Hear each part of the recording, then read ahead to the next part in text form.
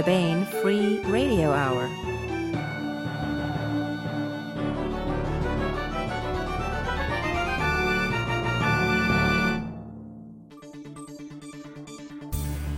On the podcast, music, maulers, and manslaughter, all in operatic proportions.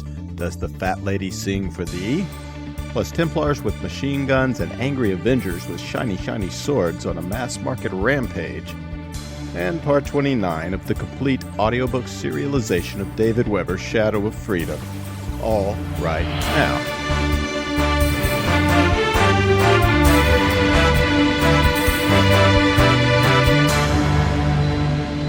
Welcome to the Baen Free Radio Hour podcast. It's an honor to have you along. I'm Baen editor Tony Daniel. Coming up, we have an interview with Eric Flint and David Carrico, the co-authors of a new entry in the Ring of Fire alternate history series. It's called 1636, The Devil's Opera. This is an interesting Ring of Fire novel set in the city of Magdeburg.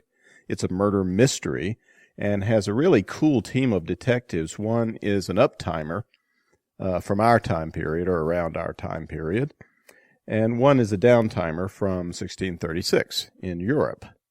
Eric and David have lots to say about all this, so keep the bites flowing for that.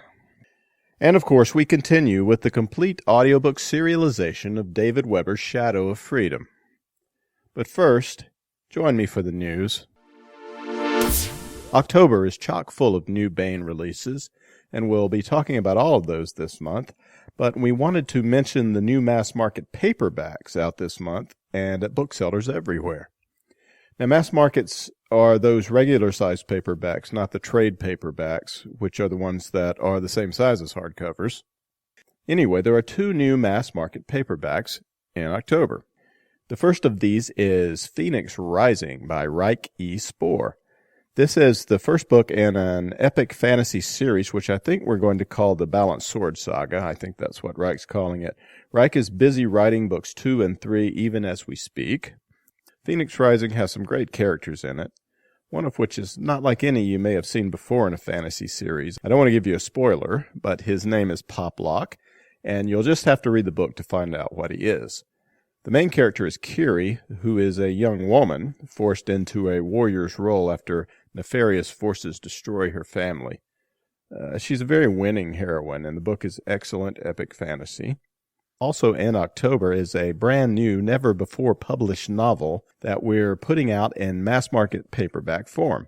We call these mass-market originals, and Baen has a long tradition of publishing books that the format fits.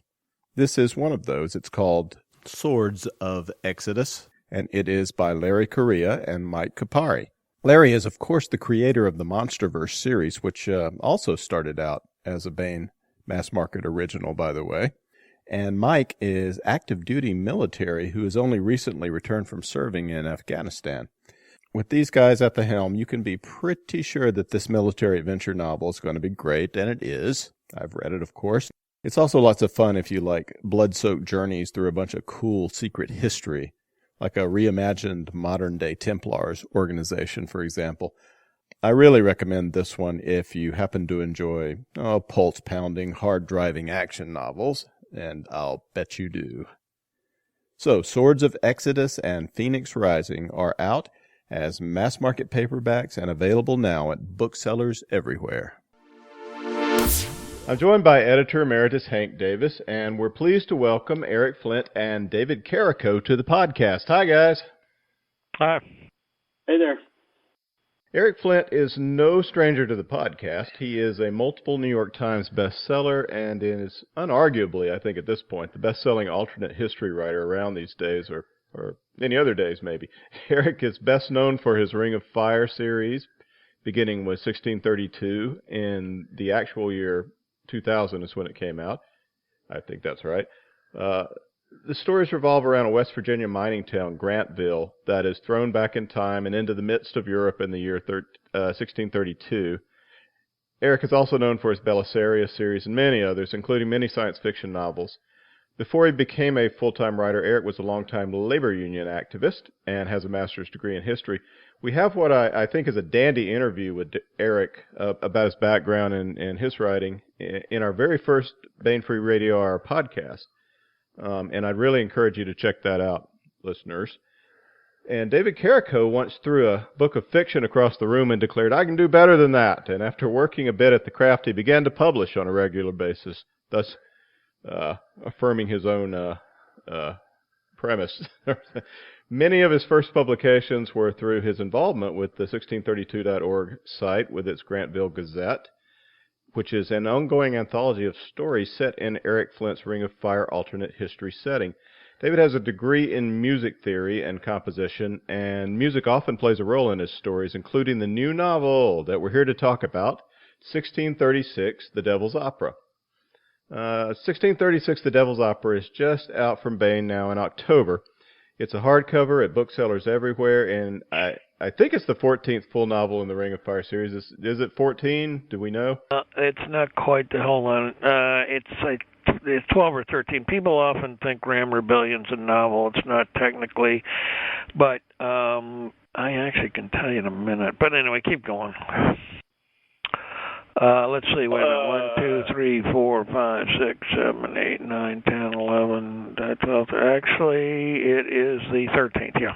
Okay. If you don't count Ram Rebellion. Ram Rebellion usually gets counted as a novel, but it's really, you could call it a braided novel. It's kind of it's an anthology technically because a bunch of stories by different authors, but all the stories are related to each other and they all follow a common story arc. So in that sense, it's structured like a novel. Well, let's go back to number one. Eric, did you ever think that nearly like 15 years ago almost now, when you wrote the first of the Ring of Fire books, that the series would have touched so many people, given so many writers a start? So can you tell us a little bit about how this juggernaut got going? Well, no, I didn't have any idea at all because I wrote 1632 as a standalone novel. I didn't really have any intention of turning it into a series. That happened because after the book came out, it was quite popular, and to be honest, Jim Baen waved quite a bit of money at me, and to paraphrase Samuel Johnson, the prospect of making a lot of money concentrates the mind wonderfully. So I thought about it. I was leery of turning into a series because I've seen there are a lot of bad series out there where the first book is good, but there's really not enough of a basis for a really long-running story. But you can always add stories because you can always think up a plot, but it doesn't mean that it's particularly about anything. And I finally decided I could make 1632 work as a series, but I'd have to make it completely open-ended in the sense that there wouldn't be any end in mind. It would just be let the logic of that situation unfold and see what might happen with it. And that's how we've done it ever since. It's a large part of the reason I bring in so many other people is to keep myself from getting fixed in any preconceived rut as to how the story would go. Well, I'm sure that they're helpful to you, but on the other hand, I can't think of any other writers that open up their world to so much. Here's the thing. I would. We can do it with 1632 for a specific reason that simply doesn't apply to most other novels, and that is that so much of that story has an objective framework that I did not create. The first is the actual history of the 17th century. I did not create the year 1632. I did not create Cardinal Richelieu. I did not create Oliver Cromwell. I did not create the 30 Years' War. These are real. Anybody can read a history book and find out about them. And I did not create exactly the town of Grantville. I did in one sense, but it's modeled very, very closely after the real town of Mannington. The point being, I didn't create the technology either. The point to that is that there's an objective framework that lots of writers can work in that series and can all work in without me having to decide everything. Now try to imagine what it would be like for David Weber if he were to try to do the same thing in the Honor Harrington series. where he's God. He invented the whole thing. Nobody could write any story without David having to say yes, no, or maybe to every single little thing. I co-authored novels with David.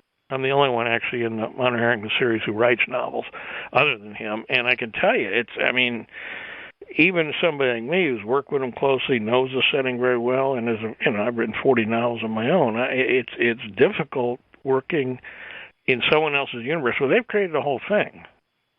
And there's been any number of times I've written things that David will say, no, that won't work because, and then, something that I had no idea of. So I would not, for instance, try to do the same thing in other universes that I've worked in, like the Belisarius universe. It'd just be too hard. But it works in the 1632 universe because there's enough of an objective framework that doesn't depend on me that I do have to occasionally make decisions, but they're fairly few, and they're mainly just sort of, call them big policy decisions if you want to. I know which way the French Civil War is going to go.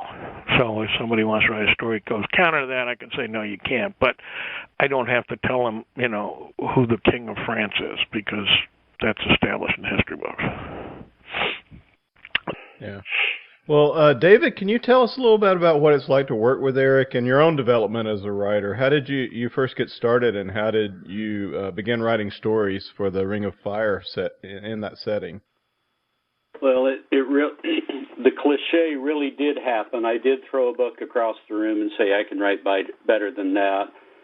It took me a while to find out it was a little harder than it looked. But I sold my first story to Eric in 2004, and that really qualified as my first professional sale. And I've sold several stories to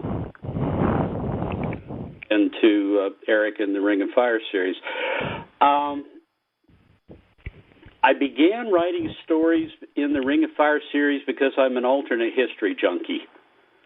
I discovered alternate history with Andre Norton's Quest Crosstime novels, with L. Sprague de Camp's wonderful novel that the title has totally dropped out of my head. Lest Darkness Fall. Yeah. You're thinking of Lest Darkness Fall. Yes, that one. And H.B. Piper's Lord Calvin of Otherwind. Horrible title, but really a pretty cool book. Those hooked me on alternate history. So I'm a junkie. I will read anybody's alternate history. And when 1632 came out, I loved it. I did not jump onto the Baen's Bar bandwagon right away. I didn't find out about Grantville Gazette until the paperback of Grantville Gazette 1 came out.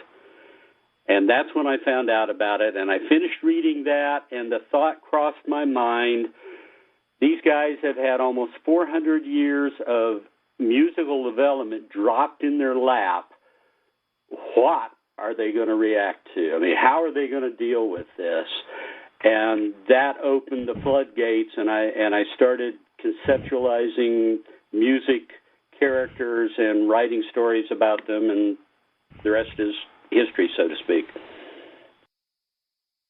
Well, can you tell us a little bit about how did you two decide that?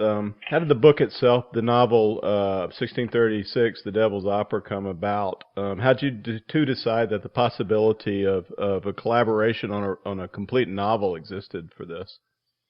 David, do you remember exactly how it got started? Because I can sort of roughly guess, but I don't remember. Do you? Yeah. Go ahead. It was one of those surprising moments where I had been writing for 3 or 4 years, and I had joined the Grantville Gazette editorial board, and after a little while, you just announced that you and I ought to do a book together. And you pitched it to Jim Baen as something called 1635 Symphony for the Devil, and it was supposed to take some of the stories I had already written, and you would add some stories to it, and it would be kind of sort of maybe like Ram Rebellion. Okay. Well, about a year later, you decided that was more work than it was worth, and we would just write a novel. You said it would be easier. So Okay. we sat down and talked about it, and you said, let's write it based on the characters you've got. And I had the stories going with Franz and Marla and the music, and I also had the stories going with Byron and Gotthill for the detectives. So we just threw them all into the pot and waited for it to ferment, and what came out was Devil's Opera. Right, okay. Yeah, that's kind of pretty sort of what I remembered. I just couldn't remember the sequence in which things happened. I kind of keep an eye out for... I did sort of the same thing with Gorg Huff and Paula Goodlett. They had been writing a set of serialized stories in the magazine called Butterflies in the Kremlin, which was the story of a young American who wound up going to Russia right after the Ring of Fire. And after they'd written quite a several number of them, I read them all through at one sitting, and I called Paula up, and I said, stop. I said, I want you to discontinue this in the magazine because there's actually a novel here. If we rework it, we have to make some changes. Basically, had to make the central character. The serial is more comic than anything else, and we had to make it more serious and had to make it work as a novel. And David had written a lot of stories. Initially, all focused on his group of musicians, the uptime woman, Marla Linder, and then a number of downtime musicians she becomes affiliated with, winds up marrying one of them. Then he started writing these detective stories involving one uptime and one downtime detective who were partners. And what triggered off my interest, actually, was that, and I'm not quite sure why I did this or what the initial thought was, but early on in the series, I made Magdeburg the new capital of this new country that's emerging in Central Europe, which is basically Germany, but they call it the United States of Europe. And Magdeburg's the capital city, and it figures in a lot of stories by now, but we've never really clearly established the city. And it occurred to me that we could do a novel that did that and make it a murder mystery at the same time, and then use all of David's characters as sort of would provide us an automatic backstory. Then we'd need something else to make a novel, which became the key characters who make that novel work are the young boy Simon and his friend Hans Metzger and Hans's sister Ursula, who were not in any of David's previous stories. But we already had the backstory. The city itself is kind of a character in the novel, and as part of the novel, people will see. I can't remember, Dave. They're not in your stories, but they'll be in the novel. We have actually now really well-developed maps of Magdeburg, so people can actually see the capital city. And that was kind of my initial thought, was that this would be a good story to put Magdeburg on the fictional map, so to speak. And then what it winds up being is it runs parallel to the novel I wrote just a short while ago called The Saxon Uprising. They take place exactly the same time. In fact, there are a lot of references in Devil's Opera to events that are happening in Saxon Uprising, including the arrival of the princess and Prince Ulrich of Denmark in Magdeburg and all the rest of it. So the two books sort of interweave each other quite a bit. But that's kind of... there's a very close connection in this series, which is actually also very unusual for a series. In fact, I think this is just as unique as anything else about 1632 series, in that almost half the fiction in it is short fiction, which is very unusual for series. Series are usually just basically novels, and maybe some anthologies with some shorter fiction, but short fiction plays an integral role in the 1632 series, especially if you include the magazine as part of it. So the novel kind of grew up that way, organically, if you will. I think that the 1632 universe is a unique thing. I have not seen. I don't even know anything that's like the kind of participation in the various ways. I mean, maybe Star Trek, but you know, it's completely different in its way. Outside of media tie-in, which have a whole different dynamic because there's somebody who really does control that. Whereas I tend to conduct this series. I do control some parts of it, but I'm not as tight-fisted, so to speak, as that. The only other thing in science fiction that is comparable is probably Marion Zimmer Bradley's Darkover series. For a while, she had a magazine and she was soliciting short stories from fans. But it was never as extensive, it was never as elaborate, and she kept much tighter control over it than I tried to. So the input of the other writers wasn't as major. And then she ended it eventually because there was a new conflict came up. But that's about it. That's the only thing I can think of. I discussed this once with David Drake, and it's the only thing he and I could come up with that was even roughly analogous, and it's not really that close. Yeah. Well, back to the novel, Magdeburg is a huge part of this. I mean, it's the setting for this novel. This is an urban novel. It's it's got a hard-boiled plot line, and it's got a political plot line, and they both really weave together in very interesting and complicated and cool ways. Can you bring us up to speed on where we are in sort of the overall history of where are we in the 1632 timeline at this point? What's going on in USC, and how does Magdeburg relate to it in a political and social context to begin with? David, you want to answer that, or you want me to? Go for it. Okay. The novel takes place the first half of 1636. It's contemporaneous with the events in the novel 1636, the Saxon Uprising, which I wrote. And basically what that novel was about is the civil war that explodes in the United States of Europe after the events that are portrayed in the preceding novel, which is 1635, the Eastern Front, and at the end of which Gustavus Adolphus, the emperor, suffers an injury in battle that basically leaves his brains addled, and he remains that way for months.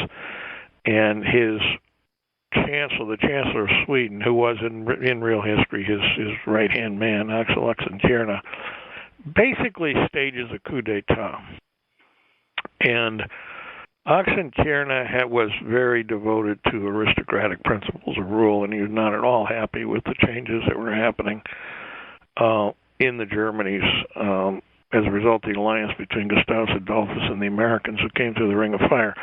So he essentially launches a counter-revolution designed to crush the whole thing. And he can do it because Gustavus Adolphus is just out of the picture. As long as he was there, it wasn't possible because he didn't have that kind of confrontational attitude toward the Americans. But Oxenstierna does. So he launches a coup d'etat. And it pivots mostly around the siege of Dresden by one of the armies under the control of the Swedes, which is the army of Baen, who comes up from what's called the Overfalls. And at the end of the book, Mike Stearns brings his army. He's now a general. He's no longer the prime minister, and he comes up from Bohemia, and there's a big battle fought outside of Dresden. He relieves the siege of Dresden. And then the emperor wakes up from his coma, Oxenstierna winds up getting killed, and that's the end of the Civil War. This new book, The Devil's Opera, takes place during that same time period. And the backdrop in the novel is this unfolding political development. So you keep hearing and seeing it in the background. And the musical part of it is that Marla Linder decides, well, two things. One, they're going to stage an opera just to make Magdeburg.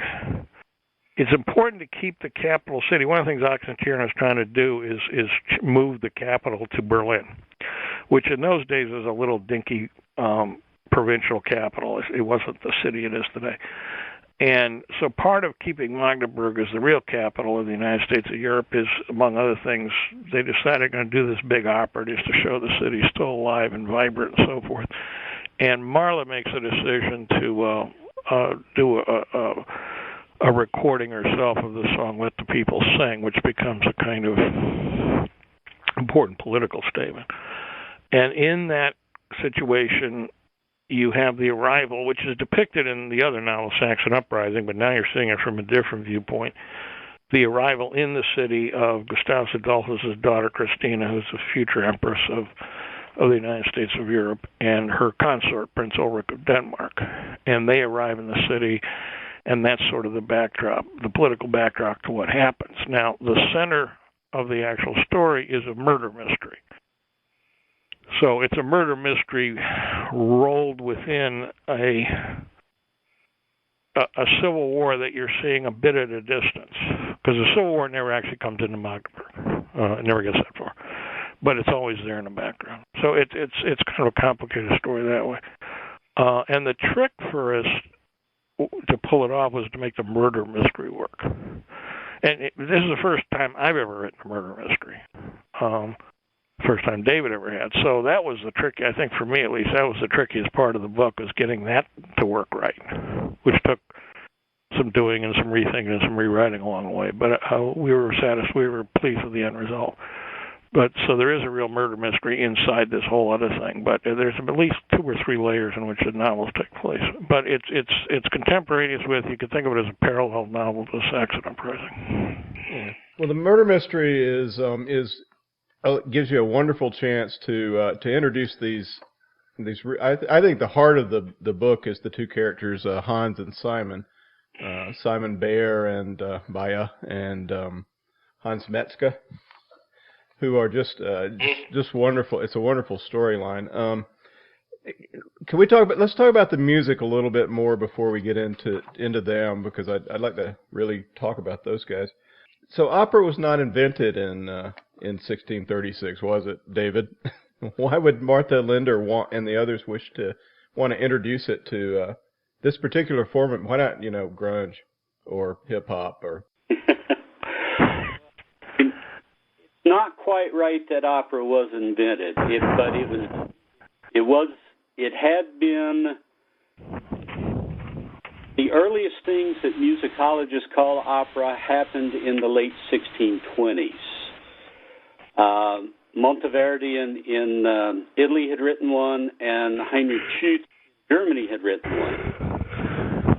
Opera, in the sense that we think of it as big opera hall, hours-long productions, scenery, costumes, the fat lady singing. No, that kind of opera did not exist. But the whole concept of opera and the whole concept of stage musical theater is an entrancing thing for musicians. Like I said somewhere in one of the blurbs, musicians live for the next new sound. Well, the whole concept of musical theater, whether you think of it as opera, whether you think of it as Broadway, that's to them, it's all going to be variations on the same thing. And that whole concept is going to grab musical imagination. It's going to grab composers and performers, and they're going to want to take that and do their own visualizations of it. And that's what the opera Arthur Rex is about. I mean, the ulterior motive for doing it is, as Eric said, to draw attention to the Capitol and to at least sort of refer to the issues with Gustavus Adolphus. But the musicians are in it to do something new and wonderful and spectacular, and that's what, from their standpoint, that's what it's all about. This is sort of staged as a reaction against this aristocratic Prime Minister Oxenstierna. Is that his name? How you say it?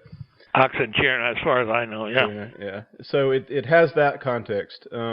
And also what about that other song that Eric mentioned before? Should we say where it comes from, or it's a song from here, Uptime? It's an Uptime song. It's anybody that's heard it probably knows that it comes from the musical Les Miserables, especially since the movie came out last year. I pulled that song in simply because I knew that Marla had a reason to react against what Oxenstierna was trying to do. And she's a musician. She's going to think in musical terms, and that song would express what she wanted to say better than anything else I could think of. And it has the advantage to it that it is so memorable.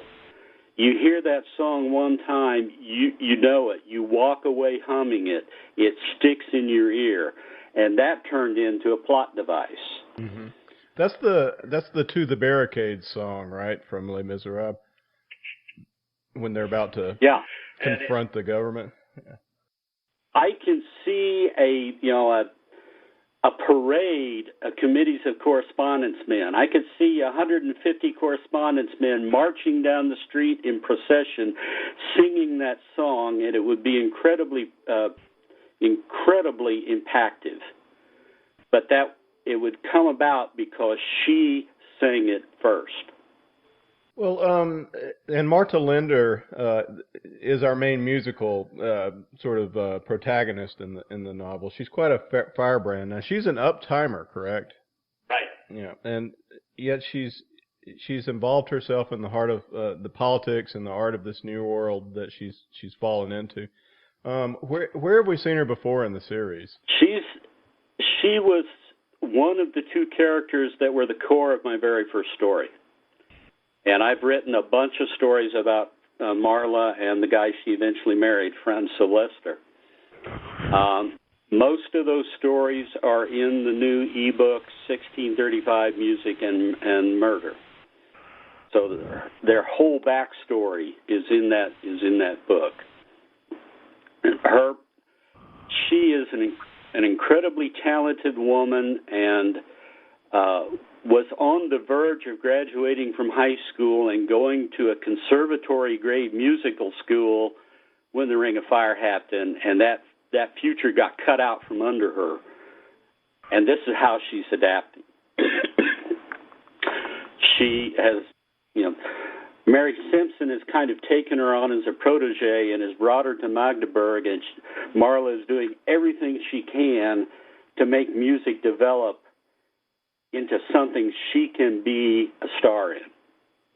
Yeah, so she's the future that she lost. She's sort of has a drive to enact here where she is now, and she's quite the mover and shaker. She's a great character. It's Marla. I'm sorry I said it wrong before. I should know that since there's a Marla in the office here who's long been involved with Baen. Well, let's switch gears for a moment and get to the murder mystery. You provide a very nasty villain and a nice mystery to solve, but it all revolves around these two sets of characters, Gotthilf Hook and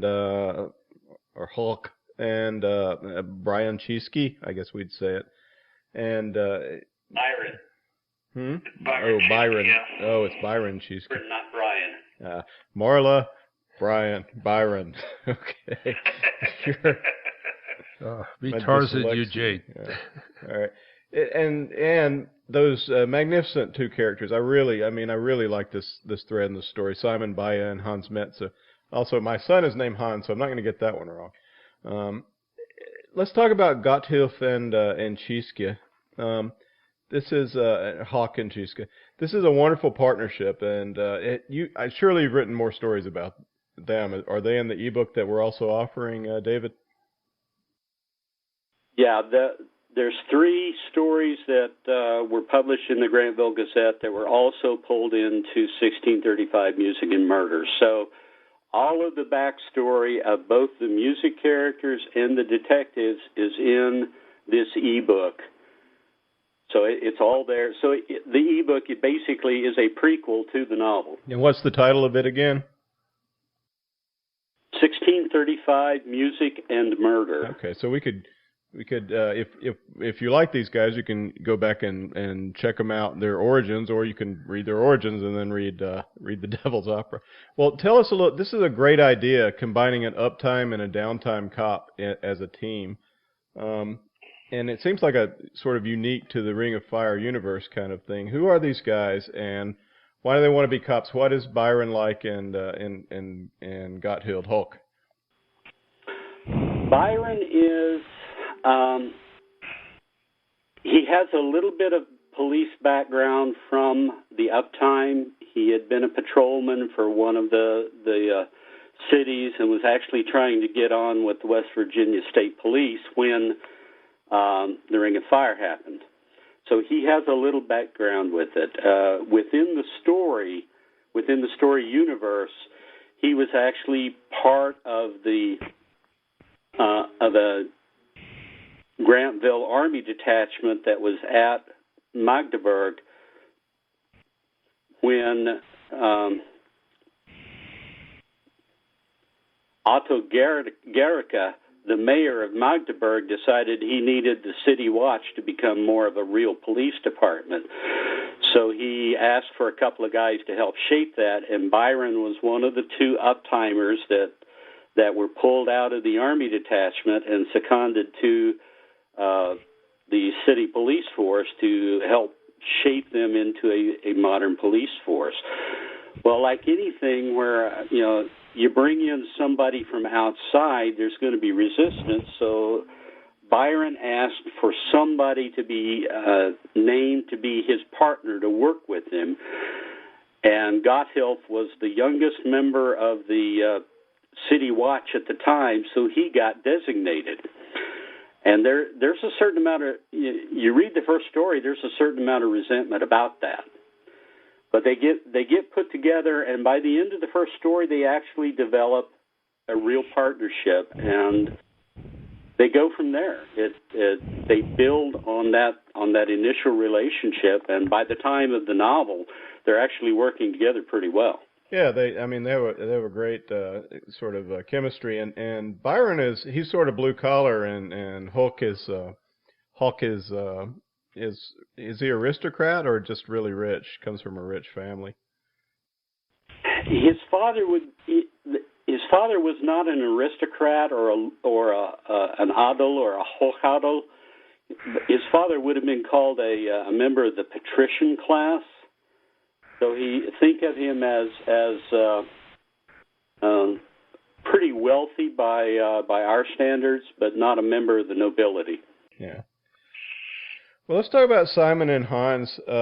Really the heart of the book for me, and the subplot that got to me emotionally time and again. I mean, here's this little crippled boy on the streets who, despite all he's going through, has a big heart, and this big bruiser. I mean, he's literally a bruiser. He's a professional fighter as well as working in a warehouse.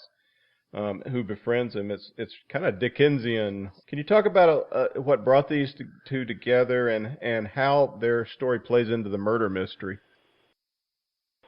When Eric and I talked about writing the novel, I had just finished writing a novelette involving Byron and Gotthilf and setting the original versions of the characters of Simon and Hans in that novelette. And I sent it to him and I said, how about we use this as one of the threads for the novel? And he said, sure. Eric's pretty agreeable if it means he doesn't have to do a lot of extra work. How did you work out the mystery? Did you talk it out, or did it come out of as you wrote the story, or? Most of the mystery was contained within that novelette. I mean, we had to enhance it. We had to make it more complex than it was in the novelette. But the basic framework of the whole mystery thread of the novel was contained in that novelette. So Simon and Hans, you'll find, when you read my stuff, you'll find time and again, you'll find a character with a physical handicap. And I do that for two reasons. I do that, first of all, because that was a hard time. It was not antiseptically clean and pure and, oh boy, everybody's well taken care of. That was a hard time for people. There would, the infant mortality rate was high, injuries were high, all of the disruption of warfare. Magdeburg has gone through a horrible sacking not too long before this, correct? It's But what David's pointing to is I have in a different novel, I have one of my characters who was a farmer, reflecting on the fact that he's a soldier now, and that as a general rule, being a soldier was actually safer than being a farmer. It's actually still true today. People don't know this, but being a farmer is actually 7 times more dangerous than being a policeman. It's a very dangerous job because you're working with heavy equipment and you're on your own a lot. And that's true even today with modern medicine and all the rest of it. You can imagine what it was like. In those days, it was considered just normal. People didn't think about the fact that at least 30% of professional seamen lost their lives in the course of their careers just from doing their jobs. So just the level of risk and fatalities and casualties and injuries and disease and maiming was just an order of magnitude higher than it is in the modern world, at least in the advanced industrial world. And that's something that, we try to reflect in the books. And I know when David came up with that character, Simon, my contribution there was I told him we'll start the book with Simon, which we did, because I knew right off that he was going to be the single character who the audience would immediately latch onto emotionally. Yeah, it's pretty hard not to. And then because of Simon so appealing, that would then make Hans an appealing character, which was dramatically the tricky proposition, because Hans is critical of the whole story, but depending on how you look at him, he's not necessarily that nice a guy. So it's his friendship with Simon is sort of the prism through which the readers look at him, because that's how they get introduced to him, and that sort of automatically makes him, a very likable figure to them. The thing I found, because I've never written a murder mystery before, is the tricky part about it is I found the way you draw readers into a story, especially a novel, is you have to present them with characters they really care about. And in the nature of things, murder mysteries can be hard that way because you're seeing people kind of at their worst. And the way that murder mystery writers usually handle that is their central character is the detective. But we could do that to some extent, particularly with Gotthilf, who's the more sort of dramatically central figure than his uptime partner Byron. Byron is just kind of always there. He's sort of a fixed quantity. It's Gotthilf who evolves dramatically in the course of the story. It's writing that kind of story poses some interesting challenges, and being able to put Simon and Hans right in the center of the story and do it, in the case of Simon, he's literally on page 1. It was, I think, dramatically the key to making that book work, because you draw the reader in right away, and there's always somebody that they care about, and every time Simon appears on stage, he's likable, and he appears on stage a lot. And through him, so is Hans. And everything else revolves around that. The murder mystery, the singing, the political situation, everything else. But that's the dramatic core of the book. It's the reason why I think a novel does work really well, and that's the reason for it. Yeah, the fight scenes are really good, too. And that's, you identify with Hans because he's you would like to be able to fight as well as he can when you're inside of his point of view for a little bit. He's really good, right? The key thing, the trickiest part there, and it came in more later, was keeping Hans just this side of being so brutal that the audience kind of shies away from him. But you do want him right at that edge, because partly just for the plot to work right, he's got to be a really, really tough guy. And it's not just tough in the ring fighting professionally, because later on, his fights are not professional. They're real life and death fights out in the streets. And he's a savage street fighter as well as a fighter in the boxing ring. And making that work, we had to be careful. Actually, we had to do some rewriting because the first draft he was a little too just savage, and we just realized this isn't going to work. It's going to just push people a little bit too far, so we had to back him off a little bit. But you didn't want to back him off too much because it's kind of part of the key to that character, who he is, and also is critical of the plot, because if it wasn't that tough, that plot wouldn't work, obviously. Yeah, I mean, well, he comes across to me as a good hard-boiled character who you can, it's a Hammett character, it's a Chandler character that you understand that he's in a rough world, but he's also got a good heart. At least part of it it's good. The way I like to think of it, he's got a very small heart, but but for those things he does love, he's very good about it. There's not a whole lot of people. Basically, it's his sister and Simon is what it comes down to. But he's true to that. Yeah. Where does do either one of you know a lot about boxing? Because there's a lot of boxing stuff in here that's really seems accurate and authentic. I used to. When I was in college, one of my best friends had been a professional boxer, and he used to take me down to the Olympic Auditorium, which was in those days the big auditorium downtown Los Angeles.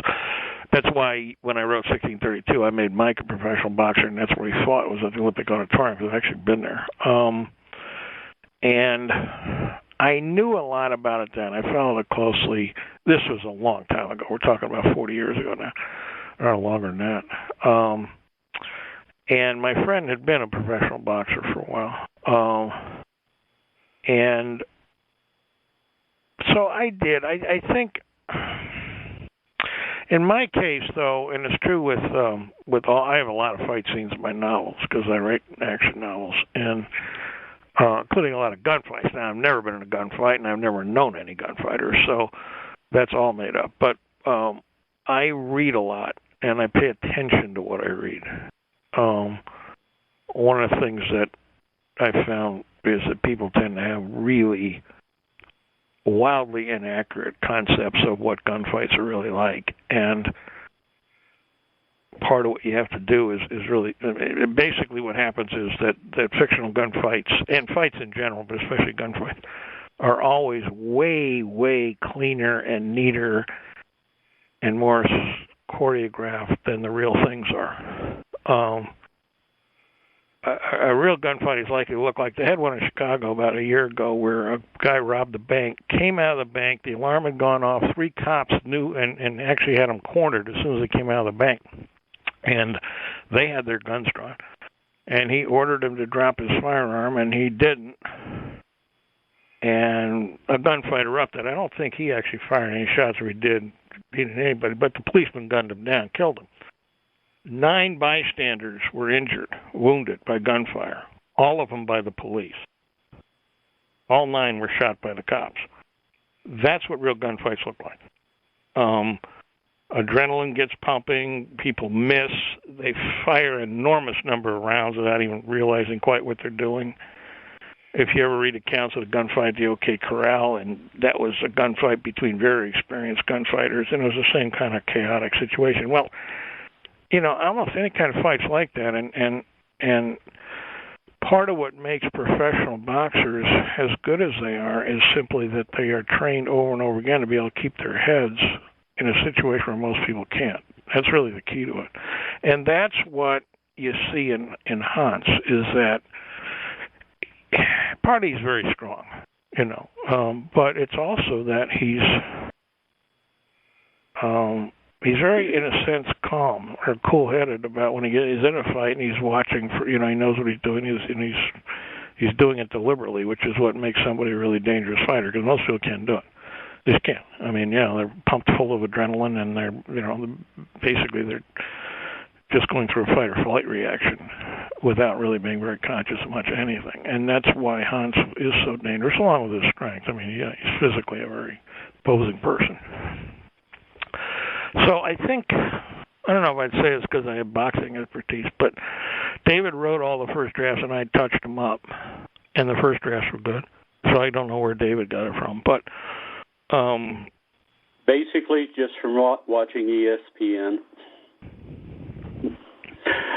Okay. I watched a lot of boxing and listened to the commentators, and then just applied a little bit of common sense to it. But Eric's right about the characterization of Hans. The one thing I would add, he's a very self-confident man. He knows what he's capable of, and that gives him an edge over anybody else that he gets in the ring with. Yeah, he's got a competence about him. It's not overconfidence. It's like I know I can do this, and he's very good at sort of the workmanship, the craftsmanship of beating the hell out of somebody. So, are we going to see these two detectives in some? Have you written yourself out on these, David, or do you think we'll see some more of Hawken and Cheesky? As it turns out, I have written a novella that Eric has already tapped to put in the next Ring of Fire anthology. It will fit in between the three stories that are in 1635, Music and Murder, and the novel. So it fills in the time gap between the earlier stories and the novel. As far as future developments, well, that's kind of up to the muse. But Eric's already told me to start thinking in terms of what we do for an encore. So something will come up. These guys are not going to go away. When you say it's the novella, is it the next anthology? Is that the ebook anthology or? No. It's the next Ring. It'll be Ring of Fire 4. I have so far bought 3. Well, one novelette and 2 novellas for that book. One of the novellas is the one that David was just talking about. Kevin Evans has written a novella about the Pueblo Revolt and how it unfolds in this alternate universe. And Chuck Gannon's written a story that actually already appeared as on the website, Baen's website, but we're going to include that in Ring of Fire 4. And so it'll be a while yet before the anthology comes out, but. What is it, David? 24,000 words, I think, if I remember. No, that was... it's about 33,000 words. Yeah, it's longer than that. 24 is Kevin's story. Yeah, it's a full novella. I mean, it'll be the longest story. Well, except for mine, it'll be the longest story in that anthology when it comes out. And as for, I don't know if we'll do a sequel or not. As always, it depends on how well the book sells. But... and I have no realized sense of how well Devil Opera is going to sell, because it's as has been true of a lot of books in that series. They're not clones of each other. You know, these books can be very different from each other, and this is again something different. It's it's the scale of the action's smaller than most of them. It just takes place in one city, and at the heart of it, it's a murder mystery. So we'll just have to see how well the readers like it. It's if people like it enough, there's certainly more stories there. Well, excellent. I mean, I think it's a heck of a novel, and it really hangs together as a novel. It's good. The book we're talking about is 1636, The Devil's Opera. Also available is David Carrico's excellent collection of related short stories and novellas, 1635, Music and Murder, which is available in ebook form at baenebooks.com and at online booksellers everywhere. So 1636, The Devil's Opera, is at booksellers everywhere now, and it's great and a moving read. I want to thank David Carrico and Eric Flint for being with us to talk about it. Thank you so much, David and Eric. You're welcome. Pleasure to be here. And now we continue with our complete audiobook serialization of David Weber's Shadow of Freedom. This portion of Shadow of Freedom is provided by Audible.com. Get the complete audiobook at Audible.com now. If you're not a subscriber, you can get the entire audiobook free or choose from more than 100,000 other titles when you try Audible free for 30 days. Okay, here's what has gone before. After a fierce war, Honor Harrington's star empire of Manticore has reached a truce with a deadly menace, the ancient, aristocratic Solarian League. The Solarian League is crumbling, and on the verge, the edge of its empire, rebellion is brewing. Royal Manticoran Navy Admiral Michelle Hinka, Countess Goldpeak, commands the Royal Manticoran Navy forces in the Talbot Quadrant, which is the region adjacent to the Verge and allied with the Star Empire. Though sympathetic to the rebels, Gold Peak must be careful where and when she commits the forces at her command. Stirring the pot is the shadowy Meson Alignment, a nasty group of eugenic supremacists plotting galactic domination using a genetically constructed super race. The Alignment plays a long game, but one of their goals is turning the Solarian League and the Star Empire of Manticore against each other in all-out war. For centuries, the Alignment has relied on secrecy and stealth to achieve its success, but lately agents of Haven and Torch have escaped with Meson defectors and are spreading the word about the Alignment's plans. The Alignment may soon be revealed for the conspiracy that it is, but the Meson Alignment isn't taking the challenge lying down. It plans to stop those agents in any way it can. Here is part 29 of David Weber's Shadow of Freedom. Chapter 21. Well, this is an interesting development, Rear Admiral Michael Overstegen drawled. Michelle Henke restrained an urge to hit him over the head. It was difficult. I realize we aristocrats have a certain image to uphold, Michael, but is this really the best time to be displaying the depth of your sang-froid? Overstegen blinked, then gave himself a shake and actually smiled apologetically at her. Sorry about that, m'lady. Didn't even realize I was doing it. This time, anyway. He smiled again, more like his old self, and Michelle shook her own head. Glory be, something's finally knocked Michael's aristocratic, nothing surprises me superiority on its ass. Too bad it took something like this to do it. To be fair, m'lady, I don't think Admiral Overstegen's the only person this has taken by surprise, let's say, Cynthia Lecter observed. It's going to take some getting used to. Really? Michelle cocked her head and pursed her lips judiciously. Let's see. President Pritchard just decided to turn up in Manticore last month and offer a peace treaty, followed by the offer of a military alliance, and it turns out the reason for this is that according to Anton Zilwicki and the notorious Victor Cachat, something called the Mason Alignment has been plotting against both the Star Kingdom and Haven, among other people, for the last 5 or 6 centuries. You think we're not going to be able to take those minor changes in stride, Cindy? Excuse me, m'lady, but what was that you were just saying about aristocratic sang-froid? Overstegen inquired. Point, Michelle admitted. On the other hand, I'm the Admiral, and you're the Rear Admiral. Rank hath its privileges, or so I've heard anyway.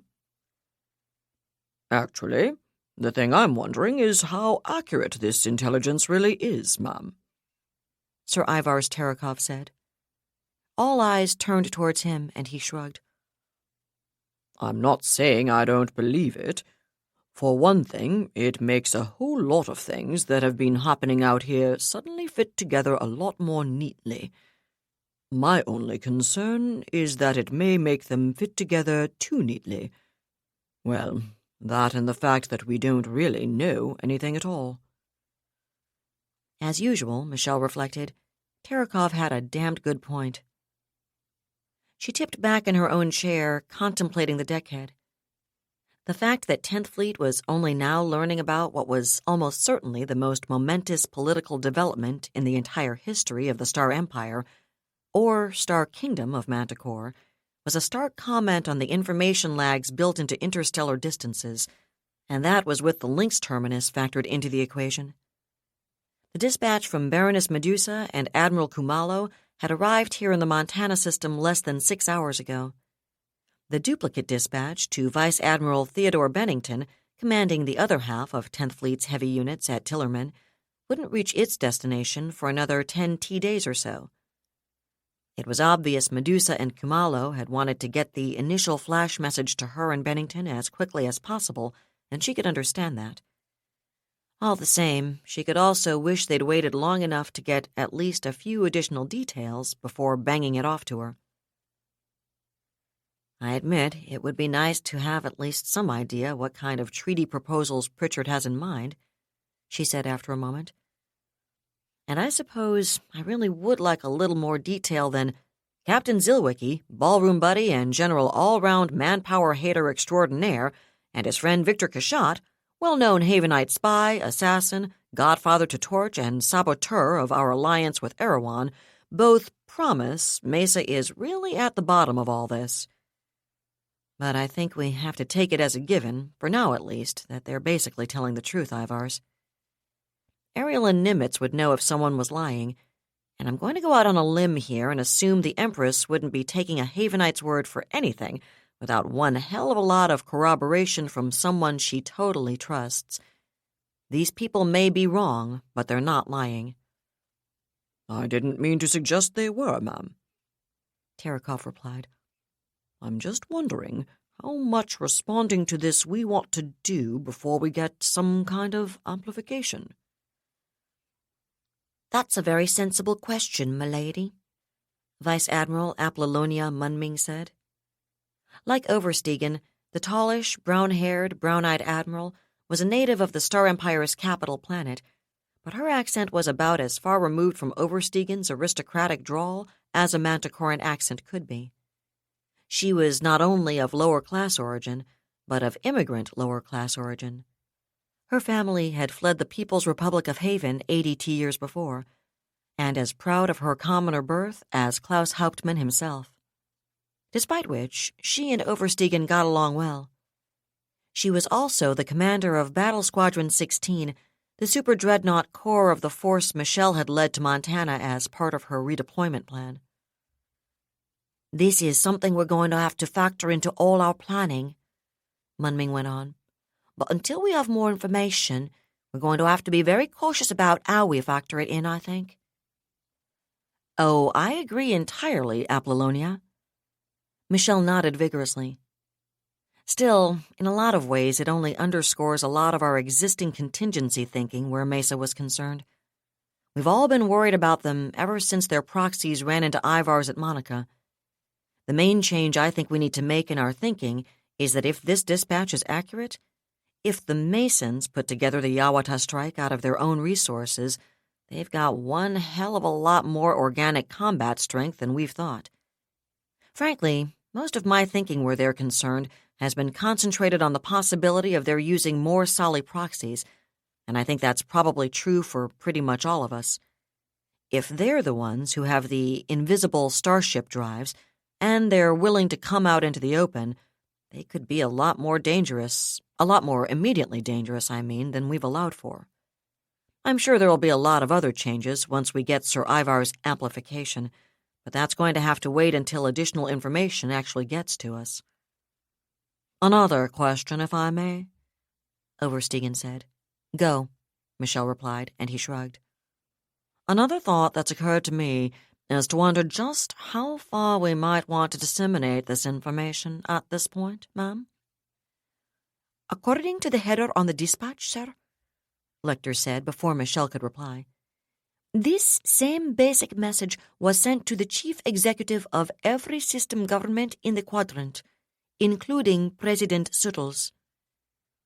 Makes sense, I suppose, Oversteegen said. Did the governor attach a specific security level to the information, Captain? It's classified top secret, but there's nothing in the classification to preclude someone like President Suttles sharing the information with any member of his system government. Obviously, Baroness Medusa and Prime Minister Alcazar expect them to show discretion, but they are the local civilian authorities, so I don't really see how she could have restricted it any more tightly than that, sir. From Oversteegen's expression, it was evident he could have imagined Medusa and Alcazar clamping an airtight lid on something like this quite easily. And for once, a part of Michelle found itself in grudging agreement with him. Still, I don't think they really had a lot of choice about that, she observed. If there's anything to this Mason alignment business, then everyone's got to be on her guard. My feeling is that we took them so badly by surprise with our original expansion into the vicinity that they're probably still playing catch-up, at least to some extent. I mean, not even a diabolical centuries-old conspiracy could have anticipated our stumbling across the link's terminus, and I don't think it could have had anything to do with Dueñas's little brainstorm in Saltash either. You've all read Zavala's report, and I don't see how anybody could have counted on him to decide to seize our merchant ships. Several heads nodded. Desron 301 had rejoined 10th Fleet at Montana a month ago, and if one or two of Michelle's more senior officers could have wished for a less spectacular resolution of the problem, none of them had questioned Zavala's actions given the situation he'd discovered. But if Pat Given's guess is right, Michelle continued, one index finger tapping the message on the display in front of her, and they not only managed to get Bing and Crandall deployed out this way more or less on the fly, and meant for both of them to get reamed all along, just to put us exactly where we are with the League, then they're entirely too good for my peace of mind. We need all the eyes we can get looking for what else they may be up to. As long as those eyes don't start seeing things that aren't actually there, ma'am, Oversteegen replied, with an unusual note of diffidence. He raised one hand in a pacific gesture before anyone could respond. I'm not trying to suggest that the Quadrant's civilian leadership's a batch of alarmist paranoiacs, because I don't think it is. And if anyone does think he's seen anything that could be this Mason alignment's doing, then I hope to hell he tells someone about it. But we've got a very finite amount of naval and military strength here in Talbot. We can't afford to waste any of it on something that turns out not to have been hostile action, after all. Agreed. Michelle nodded. Trust me, Michael, as the person whose resources are very finite, that's not something I'm likely to forget. All the same, I think we probably need our cat whiskers spread as far and as sensitively as we can get them. It's even more important to be sure we don't miss something that does turn out to have been hostile action, and we're just going to have to hope our filtering and evaluation are up to discriminating between real threats and false alarms. Oversteegen nodded back soberly. One thing I'd like to do, ma'am, Munming said, is to spend some time brainstorming. I know I just said we ought to be cautious about how we factor this into our planning, but I don't think it would hurt a thing for us to start considering what we might do if we were Mesa, and it turns out this information about the alignment is accurate after all. Let's kick out some possibilities, think about worst-case scenarios they might spring on us, and start thinking of ways we might deal with them. I'm in favor of that, ma'am, Oversteegen agreed, nodding vigorously. The only resource that's likely to use up is brain power, which just happens to be one of the few resources I'm familiar with that only reproduces itself the more you use it. Well, in that case, Michelle replied, does anyone have any worst cases they'd care to throw out before the meeting? I wish I was more confident this was a good idea, Sector Governor Verrocchio admitted quietly as he stood on the reviewing stand beside Junyang Hongbo. Hongbo refrained from pointing out that he'd raised that same point when the deployment was first suggested. It's too late to change our minds anyway, he thought. Besides, I'm not sure Usul didn't actually have a point this time. It'd be a first, but even unlikely things happen sometimes.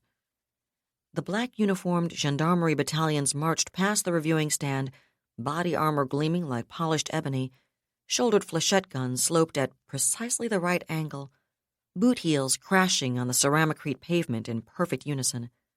They actually looked like soldiers, Hongbo thought. For that matter, whatever her other failings, and God knew they were legion, Francisca Usul genuinely had instilled a level of discipline and training that was unfortunately rare among Solarian gendarmes.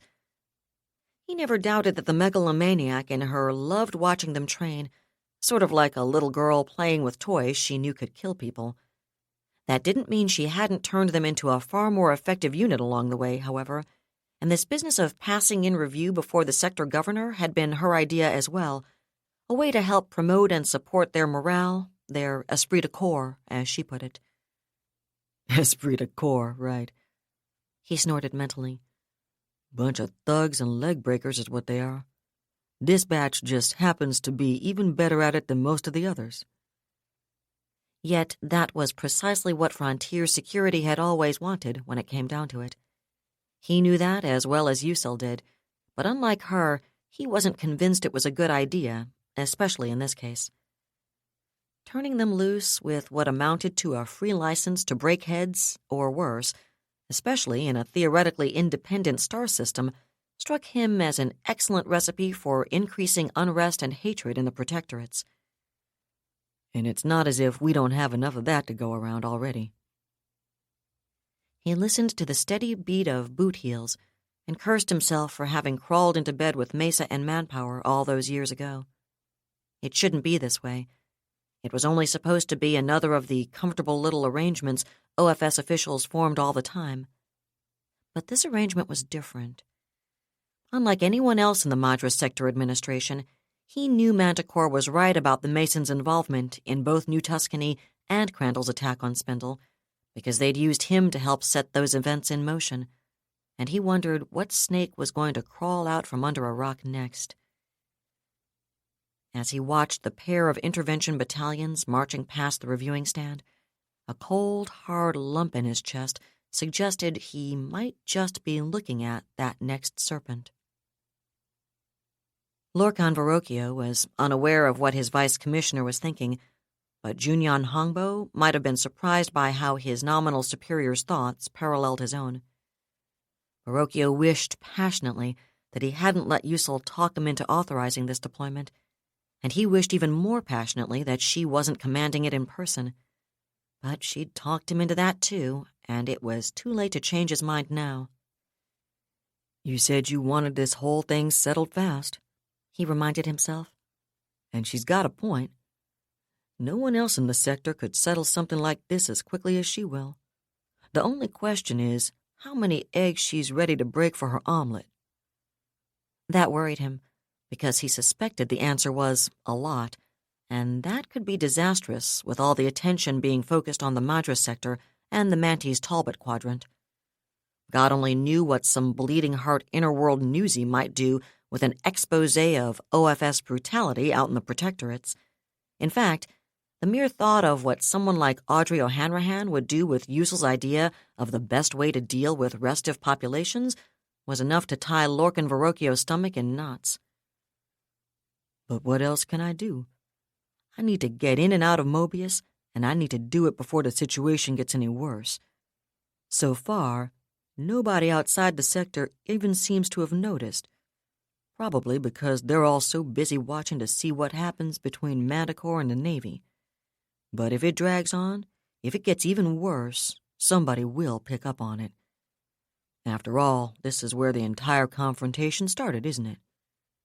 Of course, the bastards in the media are keeping an eye peeled this way, so if I don't keep the lid screwed down, GHQ is going to have my ass because another spectacular fiasco in sector, or anywhere remotely near it for that matter, is sure to draw the newsies' attention.